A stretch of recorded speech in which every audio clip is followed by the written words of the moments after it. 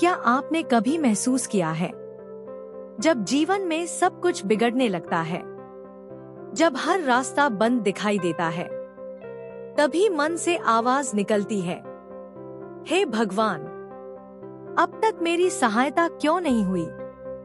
पर सत्य यह है, भगवान कभी देर नहीं करते। हम उनके समय को समझ नहीं पाते। भगवान घड़ी नहीं, कर्म देखते हैं। मनुष्य समय को घड़ी से मापता है, पर भगवान कर्म, भावना और भविष्य देखकर निर्णय लेते हैं।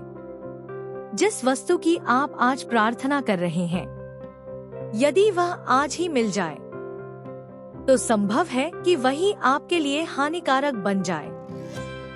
इसलिए भगवान प्रतीक्षा करते हैं। यह देरी नहीं, परीक्षा होती है। भगवान सहायता से पहले भक्ति और धैर्य की परीक्षा लेते हैं।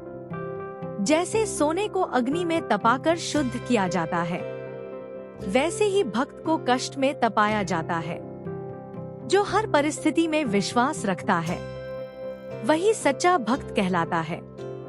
द्रौपदी की कथा जब सब सहारे छूट गए, द्रौपदी ने पहले सभा, राजा और संबंधों पर भरोसा किया, पर जब सबने साथ छोड़ दिया, तब उन्होंने दोनों हाथ ऊपर उठाकर श्री कृष्ण को पुकारा और उसी क्षण भगवान प्रकट हुए। क्योंकि अब अहंकार नहीं, केवल समर्पण था। भगवान हमें स्वयं शक्तिशाली बनाना चाहते हैं। यदि हर कठिनाई में तुरंत सहायता मिल जाए, तो मनुष्य कभी मजबूत नहीं बन पाएगा। भगवान चाहते हैं कि हम संघर्ष करना सीखें, अपने भीतर की शक्ति को पहचानें। इसलिए सहायता तब मिलती है जब हम अपना पूरा प्रयास कर चुके होते हैं। जब भगवान सहायता करते हैं, सब बदल जाता है। भगवान की सहायता केवल संकट को समाप्त नहीं करती, वह जीवन की दिशा बदल देती है। उनकी कृपा से सोच बदलती है, आत्मा मजबूत होती है। इसलिए भगवान की सहायता पूर्ण और स्थायी होती है। याद रखिए, भगवान कभी देर से नहीं आते।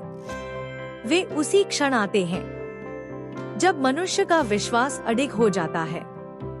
हमें देर दिखाई देती है, पर भगवान सदैव सही समय पर आते हैं। प्रभावशाली अंतिम पंक्ति।